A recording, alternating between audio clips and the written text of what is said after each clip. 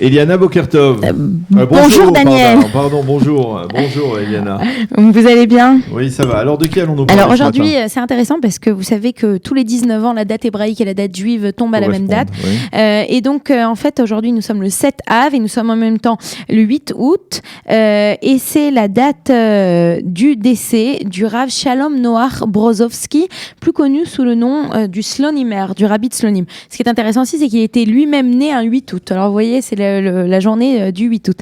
Il est né donc chez le Rav Moshe Avraham Bronowski, qui était le père de la communauté la personne qui est à la tête de la communauté de Bernovitch. Et il va donc grandir à Slonim. Slonim, c'est aujourd'hui c'est en Bélarussie, à l'époque c'est dans l'empire russe, l'empire du Tsar. Et il va donc grandir dans un milieu de Torah et de Chassidut.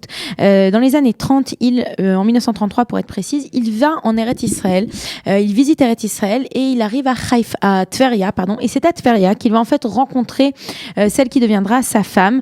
Il s'agit de Chava, la fille du Rav Avraham Weinberg. Et donc il s'installe à Tveria, j'ai du mal.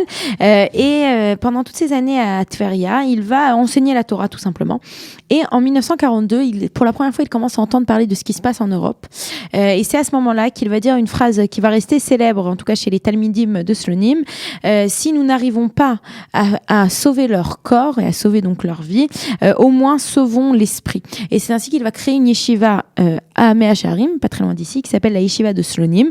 Il va être à sa tête pendant 40 ans, jusqu'à ce qu'il devienne l'admour de Slonim.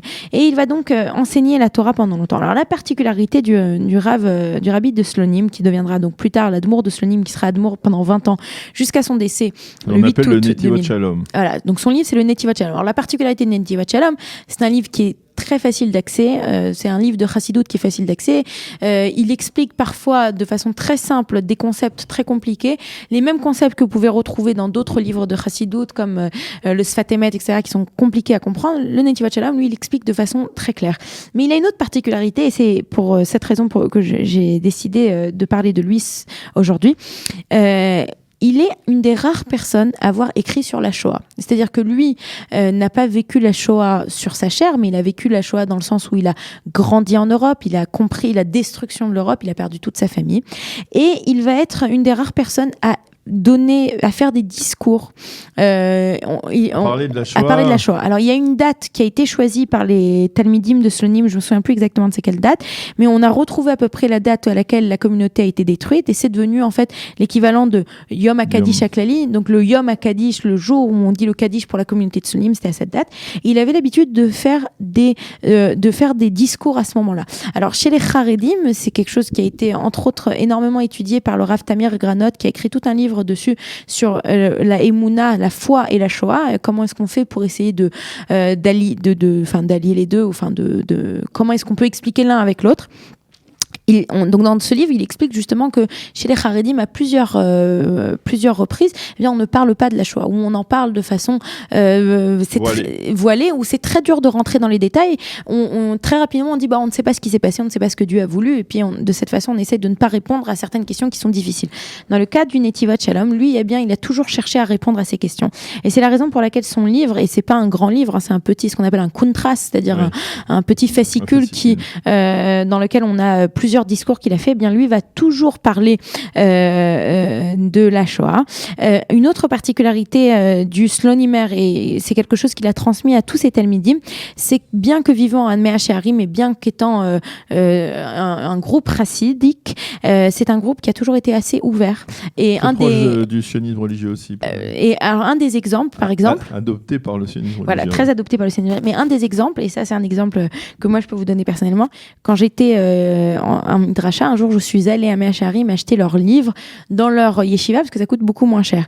Et donc je suis entrée, une jeune fille, Dati Leomi, j'imagine que j'étais en sandales, et j'ai demandé d'acheter les livres. Et l'un des Talmidim, il n'y a pas eu aucun détournement. Non, rien du tout, aucun détournement du visage. Il m'a vendu les livres, il est tout de suite allé les chercher, il est monté 3 étages, il m'a redescendu les livres. Il a fait ça de façon tout à fait naturelle. Et c'est surprenant de trouver ça quand on se balade à Mea Shearim. C'est pas toujours ce genre de rencontre que l'on va avoir. Voilà. Merci beaucoup Eliana de nous avoir éclairé donc sur cette grande figure du Admour de Slonim, le Netivot Shalom. Qui était né à la date d'aujourd'hui et qui est mort à la date d'aujourd'hui aussi. Voilà, merci beaucoup Eliana. Vous aimez l'histoire juive ?